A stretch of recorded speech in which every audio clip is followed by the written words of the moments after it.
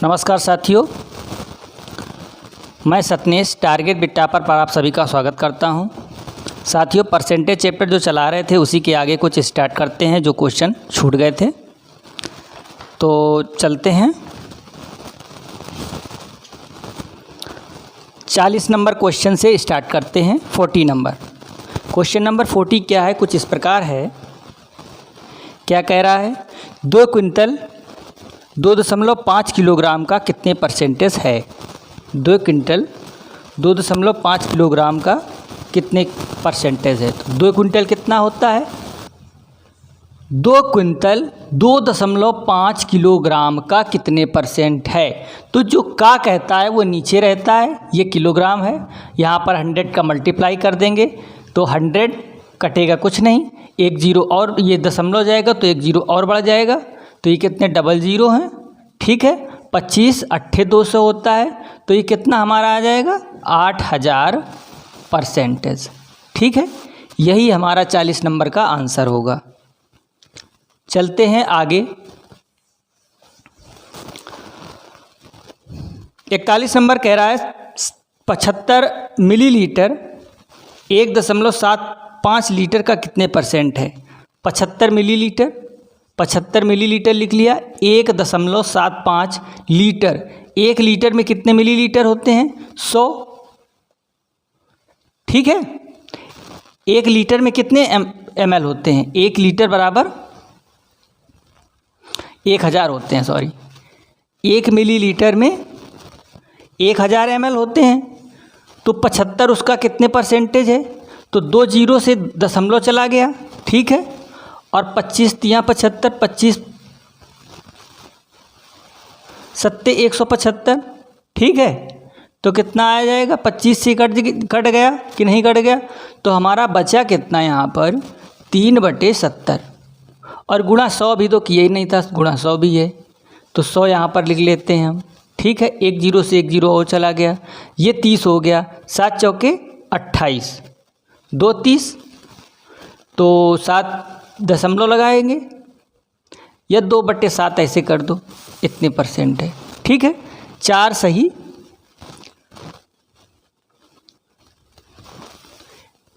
2/7%। ठीक, आगे चलते हैं अगले सवाल की ओर। अगला क्या कह रहा है, 30 नंबर, 30 क्विंटल 2 मीट्रिक टन का कितने परसेंटेज है। 30 क्विंटल का मतलब 30 लिख लिया, और 1 क्विंटल में 1100 किलोग्राम होते हैं, तो ये कितना 3000 किलोग्राम हो जाएगा।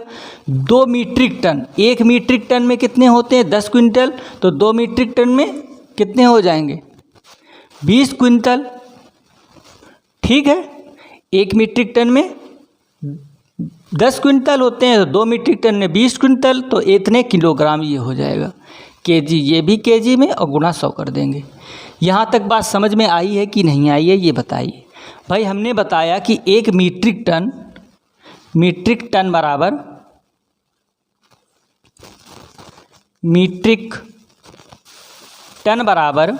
कितना होता है 10 क्विंटल।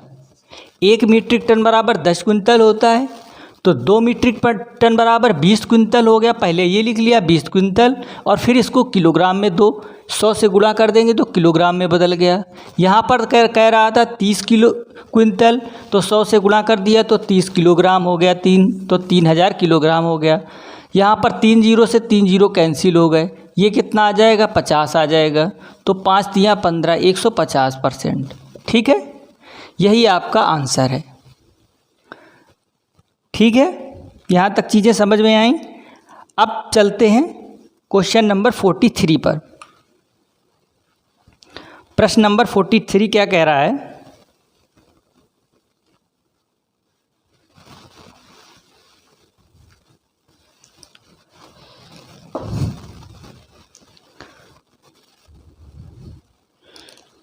अंडर रूट में 80 है।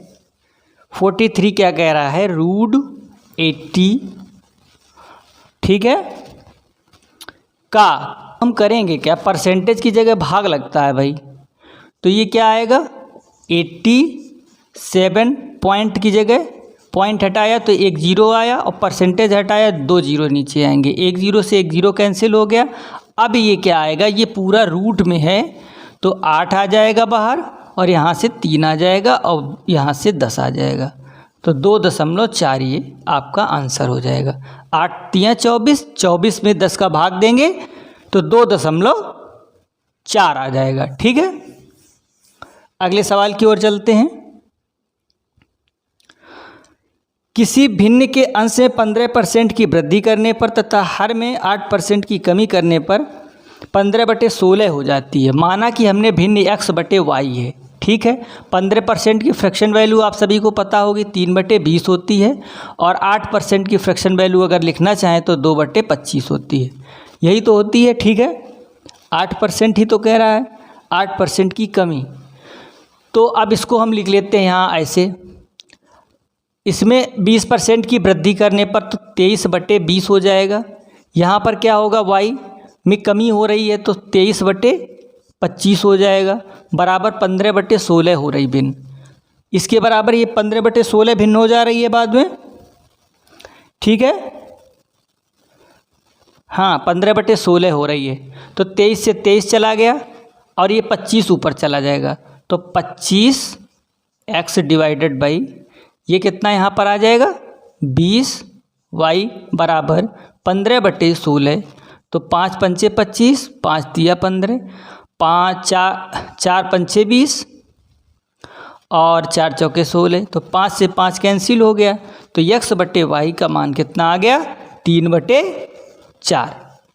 3/4 ही इसका आंसर होगा। ठीक है, 3/4 इसका आंसर होगा। आप लोग इसका स्क्रीनशॉट ले सकते हैं, देख सकते हैं। ठीक है, आगे बढ़ते हैं अब हम अगले सवाल की ओर। 45 नंबर क्या कह रहा है, यदि दो संख्याएं एक तीसरी संख्या से क्रमशः 30%, 40% अधिक हैं तो दूसरी संख्या से पहली संख्या का प्रतिशत कितना है। मान लिए तीसरी संख्या 100 है, दूसरी तो पहली संख्या 130 हो जाएगी, दूसरी 140 हो जाएगी। क्रमशः पहली संख्या 30 और दूसरी 40। तीसरी संख्या से देखिए एक बार फिर क्वेश्चन पढ़िए, तीसरी संख्या से क्रमशः दो संख्याएं, पहली 30%, दूसरी 40% अधिक हैं। ये अधिक दिख रही हैं, 100 से ये 30 ज़्यादा है, ये 40 ज़्यादा है। अब क्या रहा है, ये यहाँ पर आ रहा है, फिर कह रहा है तो दूसरी संख्या से पहली संख्या का कितना प्रतिशत है। दूसरी संख्या से पहली संख्या, पहली संख्या दूसरी संख्या से जो कहे तो नीचे आता है, से दूसरी संख्या से कह रहा है तो दूसरी संख्या जिससे कंपैरिजन की जाती है वो नीचे आता है, और मल्टीप्लाई 100, तो ये कितना आ जाएगा 50/7। इसको लिखना चाहे तो कितना आ जाएगा 13 × 5 = 65/7, तो ये कितना हो जाएगा 7 × 8 = 56, 7 × 9 = 63 हो गया। 20 बचा, 7 दूनी 14, 6 बच गया, 6/7%, यही लिख दो। इतना परसेंट है, 92 सही 6/7%। ठीक है, क्या ये चीज़ समझ में आई आप लोगों को। कह रहा था पहली तथा दूसरी संख्या तीसरी से 30% और 40% क्रमशः ज़्यादा हैं, तो तीसरी संख्या हमने 100 मान ली, दूसरी पहली हो जाएगी 130, दूसरी हो जाएगी 140। फिर कह रहा है कि पहली संख्या दूसरी संख्या का कितने % है। पहली संख्या तो ये नीचे आ गया। ठीक है, आगे चलते हैं। अब सवाल नंबर 46 पर, दो संख्याएं एक तीसरी संख्या से क्रमशः 12.5% और 25% अधिक हैं। तीसरी संख्या हमने मान ली 100, तो 12.5 का मतलब 112 सही, इतने एक तो अधिक है, और दूसरी कितनी अधिक है 25%, तो 125 हमने मान ली। ठीक है, पहली संख्या दूसरी संख्या का कितने प्रतिशत है। पहली संख्या दूसरी संख्या का कितने % है, तो 112 सही, 1/2/125 × 100, यही तो आएगा कि नहीं आएगा। तो इसको अगर सॉल्व करेंगे, 112 दूनी कितना होता है 224, 1 25, 225 / 2 और गुणा 125 और गुणा 100।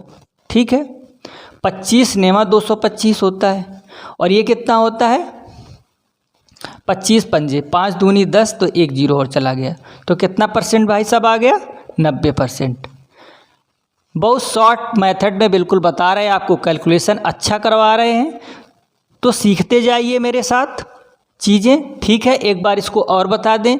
सवाल कह रहा था कि दो संख्याएं तीसरी संख्या से क्रमशः 12.5 और 12.5 और 25% अधिक हैं। तो तीसरी संख्या हमने 100 मान ली, तो पहली संख्या 12.5 ज़्यादा हो जाएगी, तो 112 सही 1/2 हो जाएगी, 125 हो जाएगी। तो कह रहा है पहली संख्या दूसरी संख्या का कितने परसेंट है, या दूसरी संख्या से कितनी अधिक है। कितनी अधिक है पूछा है, नहीं, दूसरी संख्या का कितने परसेंट है। का जब कहे तो पूरा आ जाता है, अधिक पूछे तो इनका डिफरेंट ऊपर रख देते हैं और जिसके रेस्पेक्ट में वो नीचे रख देते हैं। इतनी बातें समझ में आनी चाहिए आप लोगों को, ठीक है। 47 नंबर चलते हैं। 1/2 का मान दशमलव में बताओ।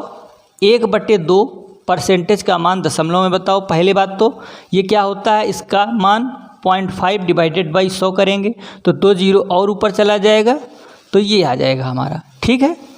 ये इसका मान होगा, बिल्कुल सही आंसर करेक्ट है, ठीक है। यहाँ तक चीज़ें आप लोगों को समझ में आई होंगी, आई होप। अब देखते हैं अगला सवाल कौन सा है। सवाल नंबर 48 है। यदि ए की आय बी की आय से 10% अधिक है तो बी की आय ए से कितने परसेंट कम है। यहाँ पर कितने परसेंट अधिक है? 10%। पहले तो 10% की फ्रैक्शन वैल्यू हमने पहले लेक्चर में पूरा बताया है कि फ्रैक्शन वैल्यू परसेंटेज वैल्यू का रिलेशन एक बताया है, वो आप लोग देखिए ज़रूर उसको, ठीक है। तो क्या होता है, इसकी फ्रैक्शन वैल्यू कितनी आ जाएगी? 1/10 आ जाएगी। तो यहाँ कह रहा है ए बी, पहली संख्या ए की आय बी की आय से 10% अधिक है। बी की आय अगर 10 है तो ए की आय 1 ज़्यादा 11 हो जाएगी। तो फिर कह रहा है कि बी की आय ए से कितने परसेंट कम है? 1/11। भाई ए की आय से, जिसकी आय से कहते हैं वो नीचे आता है, और जितना कम है, कितनी कम है? 1 कम है, वो ऊपर आ गया, गुणा 100 कर देते हैं। तो इसका डायरेक्ट वैल्यू कितना आता है? 9.09% हो जाएगा। यही इसका आंसर होगा, ठीक है। समझ में आया यहाँ तक? यहाँ तक किसी कोई दिक्कत? अगले सवाल की ओर चलते हैं, ठीक है। 49 नंबर कह रहा है यदि नीता का वेतन पायल के वेतन से 25% अधिक है, ये नीता हो गई और ये पायल हो गई। नीता का वेतन 25% की फ्रैक्शन वैल्यू लिख लो, कितना? 1/4 है। अगर पायल का वेतन 4 है तो नीता का वेतन 5 होगा। फिर कह रहा है कि पायल का वेतन नीता के वेतन से कितना कम है? 1 कम है। किसके वेतन से? नीता के वेतन से। तो गुणा 100। 1/, वैसे डायरेक्ट फ्रैक्शन वैल्यू अगर परसेंटेज देखें तो कितना होता है? 20 500। 20% 1/5 की वैल्यू डायरेक्ट होती है फ्रैक्शन में हमारी कितनी? 20%, ठीक है। आगे चलते हैं। 50 नंबर कह रहा है यदि ए की आय बी की आय से 30% अधिक है तो बी की आय ए से कितने परसेंट कम है। ए की आय बी से 30% अधिक है। 30% की पहले तो फ्रैक्शन वैल्यू लिख लेते हैं, इतनी आ गई। तो ए और बी कितनी? 3/10 आती है। ए की आय बी से 30% अधिक है। भाई ए की अगर बी की 10 है तो ए की कितनी हो जाएगी? 3 अधिक हो जाएगी। 3 अधिक हो जाएगी 13 हो जाएगी। तो अब कह रहा है कि बी की आय ए की आय से कितनी कम है? 3 कम है। कितनी की? कितने से? 13 से। गुणा 100, यही आएगा। तो ये 300 हो जाएगा। 300 का 13 करें, 13 दूनी 26, 26 और 4 30 होता है, 40 हो गया। 13 तिया 39, 1 40, 23 सही 1/13%। आंसर 50 का करेक्ट हो जाएगा, सी नंबर, ठीक है। आगे चलते हैं। यहाँ तक ये चीज़ें नोट कर लिया करो आप लोग और समझते चलिए। ये आप लोगों के लिए यूपी पुलिस और एमपी पुलिस, बिहार पुलिस, जो भी अगर कैंडिडेट देखेगा बहुत इम्पॉर्टेंट होने वाला है, ठीक है। 51 नंबर सवाल कह रहा है यदि अनिल की ऊंचाई दीपक की ऊंचाई से 60% अधिक है। अनिल की ऊंचाई दीपक की ऊंचाई से 60% अधिक है। 60% की फ्रैक्शन वैल्यू कितनी होती है? 3/5, ठीक है। 3/5। अगर दीपक की 5 है तो इसकी कितनी हो जाएगी? 8 हो जाएगी। 3 ज़्यादा हो जाएगी, ये भाई साहब 3 लिखा है, ठीक है, 3 ज़्यादा। तो अब दीपक की आय अनिल की आय से कितने % कम है? 3 कम है, कितने से? 8 से। तो ये कितना हो जाएगा? गुणा 100। अगर इसको डायरेक्ट भी हम करना चाहें तो ये कितना होता है? 37.5%, ठीक है। ये डायरेक्ट इसका 3/8 का फ्रैक्शन होता है। 1/8 की फ्रैक्शन वैल्यू कितनी होती है? 1/8 की 12.5 होती है, ठीक है। उसका 3 गुना ये है। इतनी चीज़ आपको समझ में आई होगी। अगले सवाल की ओर चलें। कोई दिक्कत यहाँ तक?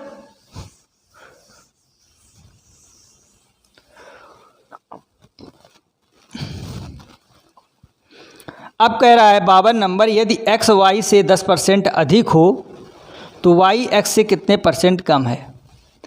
x जो है y से 10% अधिक है। 10% की फ्रैक्शन वैल्यू हम लिखना चाहें तो कितनी होती? 1/10। x जो है y से 10% अधिक है, इसकी 10 वैल्यू है तो इसकी 11 है। तो y कितना कम है? 1 कम है, कितने से? 11 से। तो 1/11 की फ्रैक्शन वैल्यू डायरेक्ट क्या होता है? परसेंटेज 909%, ठीक है। ये आपको आना चाहिए। यहाँ अगर नहीं आता है तो एक कैसे करते हैं, इसमें 100 का गुणा कर देंगे और बटे 11, 100 का गुणा करेंगे तो ये 100 हो जाएगा। तो 11 नेमा 99, 1 बचा, दशमलव लगाया, 0, फिर 11 नेमा 99, तो ये आता है ऐसे, ठीक है। बाकी चीज़ें सीखते रहिए, बहुत फास्ट करना है आपको एग्ज़ाम हॉल में, इसलिए कुछ चीज़ें आपको याद होनी चाहिए, ठीक है। 53 नंबर कह रहा है, यदि ए की आय बी की आय से 20% कम हो तो बी की आय ए से कितने % अधिक है? ए की आय बी से 20% कम हो।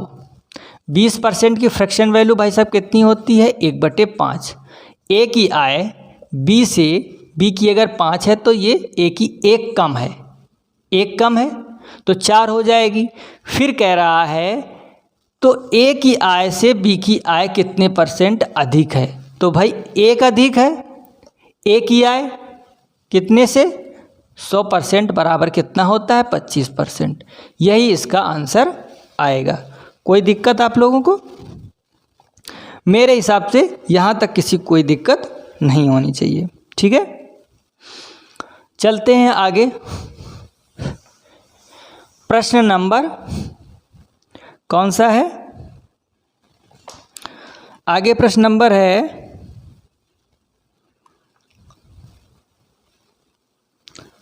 54 नंबर प्रश्न है, यदि ए की आय बी की आय से 25% कम है। अब इसमें आपकी बार 20% दिया था, आपकी 25 दे दिया। यहाँ 25% की फ्रैक्शन वैल्यू कितनी होती है? 1/4। तो ए की आय बी से, बी की 4 है तो इसकी 3 हो जाएगी, 1 कम है। अब कह रहा है बी की आय कितनी अधिक है? ए से। ए से जिससे कहे वो नीचे आता है। कितनी अधिक है भाई? 1/3, 33.33% होता है। या इसको लिखना चाहो 33 सही 1/3% भी लिख सकते हैं आप, ठीक है। कोई दिक्कत यहाँ तक? यहाँ तक मेरे हिसाब से किसी को कोई परेशानी, दुविधा, संशय नहीं होगा, ठीक है। अब चलते हैं 55 नंबर पर। ए की आय बी की आय से 50% अधिक है तो बी की आय ए से कितने % अधिक है? ए की आय बी की आय से 50% कम है। 50% का फ्रैक्शन वैल्यू कितना? 1/2 होता है, ठीक है। तो ए की आय बी से कितने %? अगर बी की कितनी है? बी की 2 है तो ए की 1 है, 50% कम है, यही तो होता है इसका मतलब। फिर एक बार देख लेते हैं, ए की आय बी की आय से 50% कम है, 2 है इसकी तो इसकी 1 है, 1 कम है, ठीक है। फिर कह रहा है ये इसकी आय से कितने % अधिक है? तो 1 अधिक है, 1 पर कितना आएगा? 100% बराबर 100% अधिक है, ठीक है। 1/1 डायरेक्ट 100% ही होता है, ठीक है। इतनी चीज़ें समझ में आप लोगों को आई होंगी। आगे चलते हैं। 56 नंबर कह रहा है ए का 60% बराबर बी का 3/4%। तो ए बी का % रेशियो बताओ। ए का 60% बराबर बी का 3/4। बी का 3/4 है, तो ए बी का रेशियो बताओ। ए का 60% की वैल्यू कितनी होती है? डायरेक्ट 3/5 होती है। और यहाँ पर कितनी है? बी का 3/4 है। 3 से 3 कैंसिल हो गया, ए बटे बी कितना आ जाएगा? इधर 5 उधर चला जाएगा, 5/4। तो अगर लिखना चाहें तो इसको ए रेशियो बी क्या लिख सकते हैं? बराबर 5/4।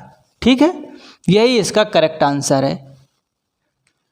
आगे चलें, चलिए आगे चलते हैं। 57 नंबर क्या कह रहा है? 240 का 35% एक संख्या से 34 अधिक है। एक संख्या से 720 का 35% एक संख्या हमने x मान लिया से 34 अधिक है। ठीक है, कितना अधिक है? 34 अधिक है। ये ज़्यादा है इससे 35% यही कह रहा है। सही है, कोई दिक्कत नहीं मेरे हिसाब से। तो डायरेक्ट अगर लिखना चाहे 720 है, कितना है? 720 नहीं, 40 है, सॉरी मिस्टेक हो जाता। 740 का 35% कितना होता है? 7/5, 7/20 सॉरी होता है। 7/20 माइनस x बराबर 34। तो 1 0 से 1 0 गया, तो ये कितना आ जाता है? 37 आ गया। तो 37 सत्ते कितना होता है? 7 × 21, 210, 7 सत्ते 49, तो कितना हो जाता है? 259 माइनस 334 बराबर ये उधर x चला जाएगा। तो 34 अगर इसमें घटाएंगे तो कितना बचेगा? 225 बराबर x की वैल्यू। अर्थात वो संख्या हमारी कितनी थी? 225 संख्या थी। ठीक है, 57 का करेक्ट आंसर क्या होगा? 225।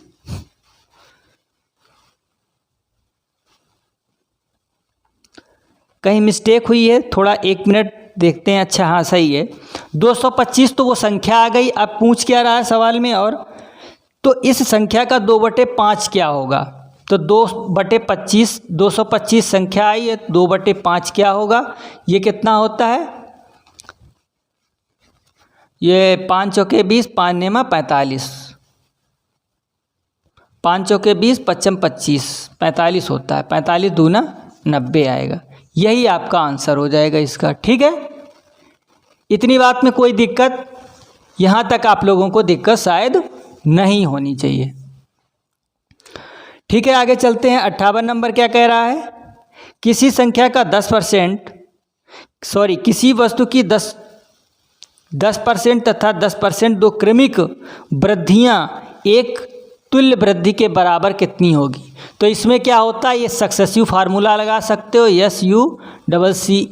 SUCCE सक्सेसिव लगा सकते हो। सक्सेसिव क्या होता है?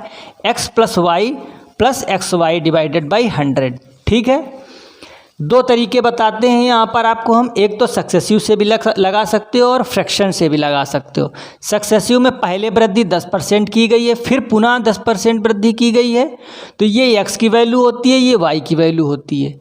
ठीक है, अगर यहाँ पर जैसे मान लिया एक में कमी होती तो ये माइनस, कमी को माइनस से डिनोट करते हैं, तो वहाँ माइनस रखते चले जाते हैं हम। उसका भी एक एग्जाम्पल इसी प्रकार से समझा देंगे बिना सवाल के। देखना, देखिए तो यहाँ पर सक्सेसिव क्या होगा? 10 + 10 और प्लस 10 × 10 डिवाइडेड बाई 100।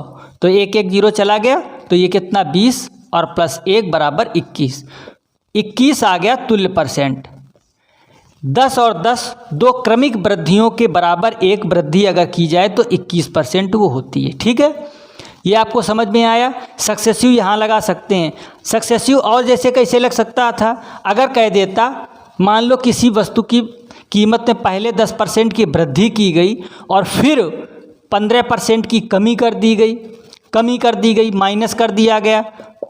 ठीक है, तब क्या करते? तब भी सक्सेसिव लगा सकते थे। ये x की वैल्यू मानते और y की वैल्यू ये -15 हो जाती, और यहाँ x - y गुणा माइनस आ जाता, 10 × 15 और डिवाइडेड बाई 100, तो ये 1 1 चला जाता और ये कितना आ जाता?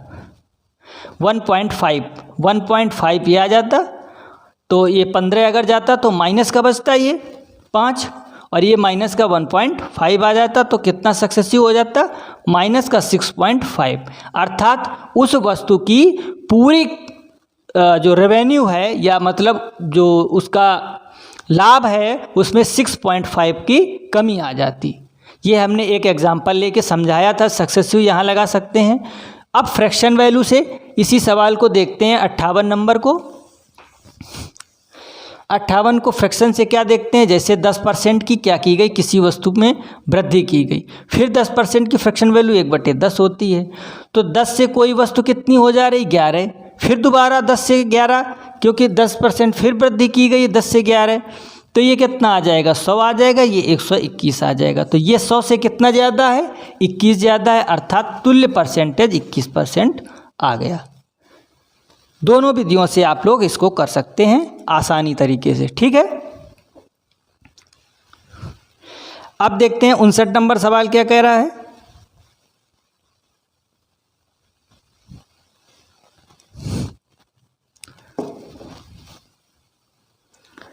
फिफ्टी 59 नंबर देखते हैं क्या है।